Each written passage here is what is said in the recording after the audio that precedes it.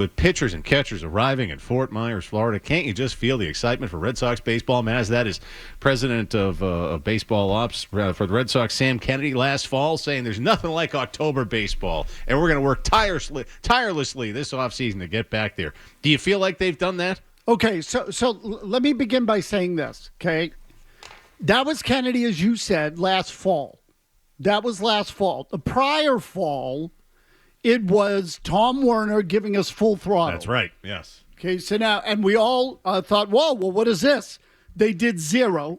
They did squat, and they look like fools. Now, Kennedy comes out, and I say now, last fall, Kennedy comes out, says what we just played. Also, in the same sort of setting, Craig Brazzo had said something to the effect of, and I'm paraphrasing here, but the time is now. The time has come.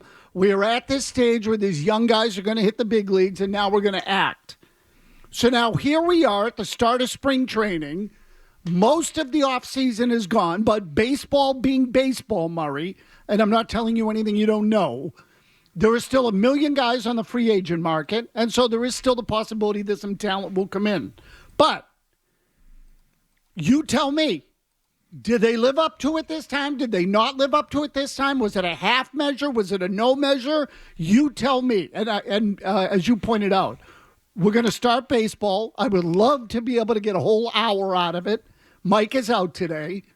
But, start of spring training used to be this event here. It was an event. The Red Sox showed up for camp. The leaders sat at what we used to call them the picnic tables or the picnic benches. You'd get hundreds of people showing up to Truck Day, Mazz. Correct. Now it's like 8 people show up. Exactly. And as much as anything, there was an anticipation and an appetite for it about what they are. And I think now, at a time like this, the market could kind of use it.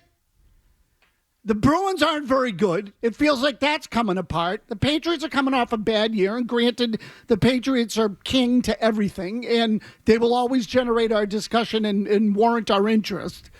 But we could use it right now. I think it's like any other team in this town, Mazz. If they care, if you care, meaning ownership, they'll care. You know what I mean? Like, and it's always been that way my whole life. And the reason this is, kind of devolved here in recent years, and rightfully so, is because the Red Sox ownership has treated this like a mid-market operation, which is frankly shameful. So the answer to what you're asking, have they lived up to it? What Sam Kennedy said last fall? No.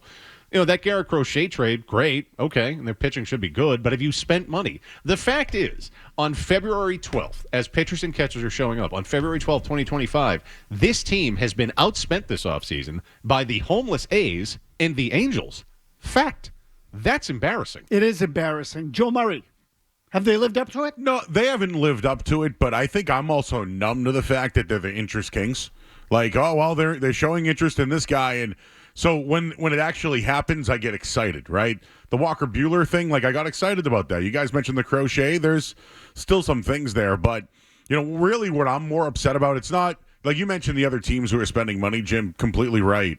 But I think they're almost afraid of long-term deals. Like, they show that they're scared of the market. Joe, not almost.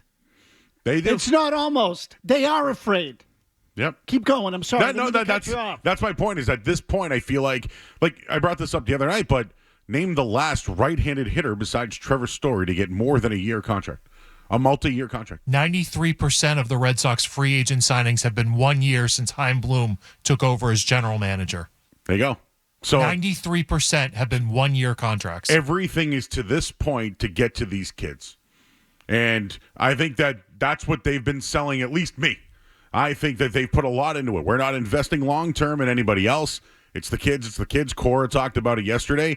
So they think they may have done enough with the pitching and maybe short up some defense, but the rest of this is going to be on the kids helping out maybe to start the year or halfway through the year. We'll see, but I think they're banking on the kids. Do you think they're better?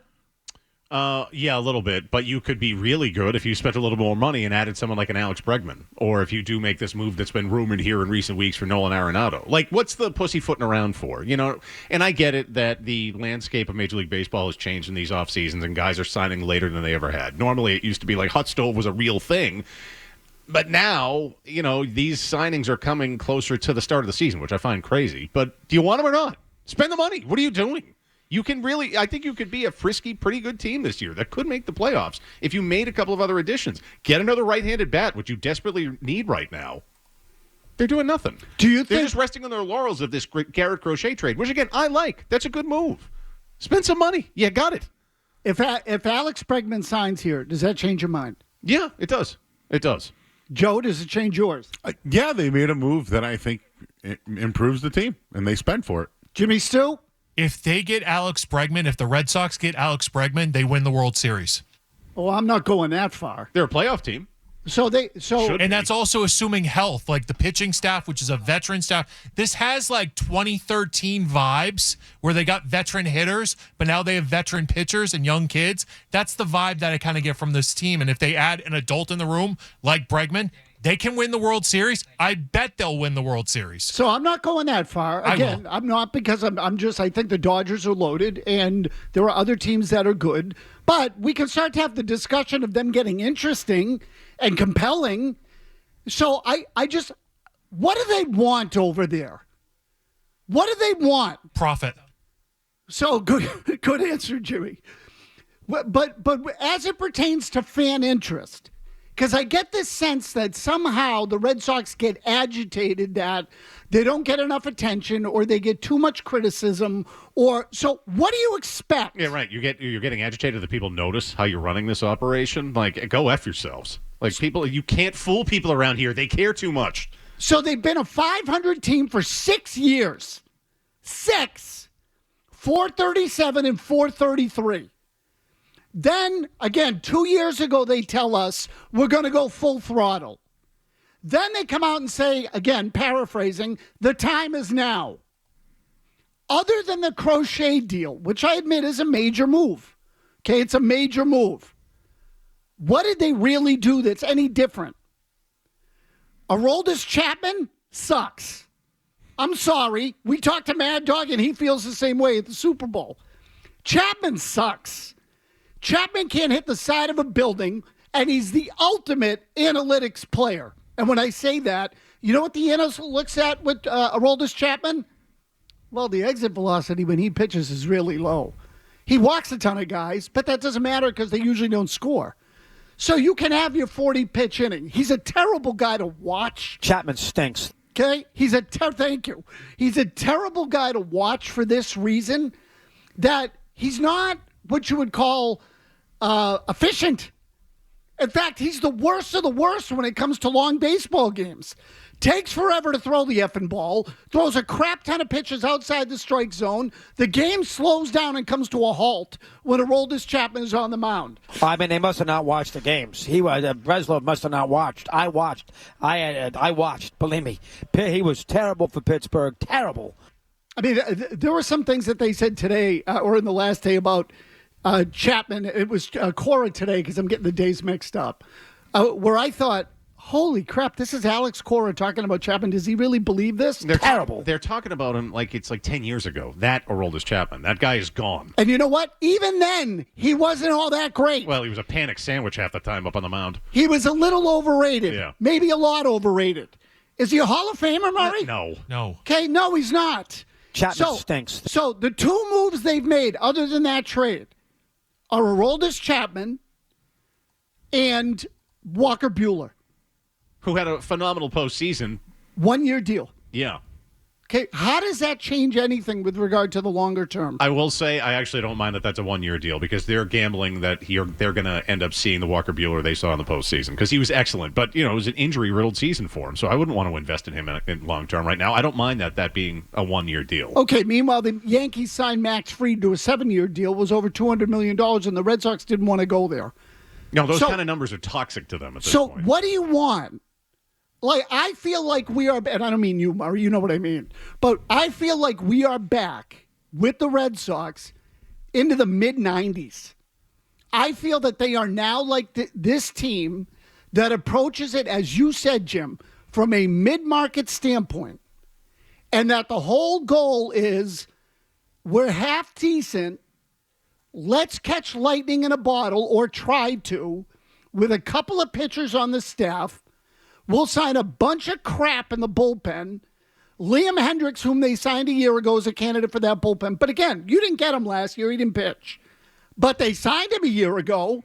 Lucas Giolito, whom they signed a year ago, gave them nothing. He's in the rotation. So somehow these guys, all these guys coming off of injuries, when are they going to learn that, like, you typically waste as many years trying to bring those guys back as you ultimately get out of them, if you get anything at all? No, you pay to wait, which is crazy. Just pay the premium to get guys that are healthy that will be ready to go on opening day. And they're still crapshoots. Yeah, right. Liam Hendricks, who knows what he's going to look like? Walker Buehler, I don't know. Can he stay healthy? I have no idea. They made one move. One. That's it. It was Crochet, and it was a good one. It was a big one. But weren't you expecting more? I was. Oh, especially after that happened. So that was what? That was around November, December? Late November, December-ish when that move happened. And it's like, oh, okay. All right, the floodgates are now going to open. But no, that's been... It was the end of the winter meetings when they lost out to the Yankees on Max Fried. Yeah, right. So... yeah, I expected after that happened, like, oh, okay, they are going to change direction here. But that's really been it. And like to Joe's point, it's just been another off season outside of the Crochet trade, which has been great, of the interest kings. Like, oh, they're interested again. This one, what's the one I've seen today? Ooh, this one's got legs. It's got legs. Like, oh, stop it. Enough with the terms. Just do something. Spend some effing money. You've been outspent by the A's, who don't have a home. They're in Sacramento, and the Angels, who no one will ever care about. That's embarrassing. The fan base needs to know that they care. Yes. If you care, they'll care. It's pretty simple. I mean, to me, that's what it is. The fan, and they're talking out of both sides down their mouths, out of their mouths down there already. Yeah. Already. Alex Cora said something today with regard to second base. Ask me, answer for me, Murray. When's the last time they had a regular second baseman? Dustin Pedroia. Yes. Yeah, right. No, for real. He's eligible for the Hall of Fame now. Yeah. No, they have not had a consistent second baseman. He's been out of the game for 5 years. They still don't have an effing second baseman. But they want to tell us that their defense is going to be better? You don't have a second baseman. Like, which one is it? They talk out their ass constantly out of both sides of their mouths. Don't tell us, show us. If you like that clip, check out more videos from Felger and Mazz here. For more Red Sox analysis and opinion, hit this playlist. And for all the latest from the Sports Hub, download the app at 985thesportshub.com.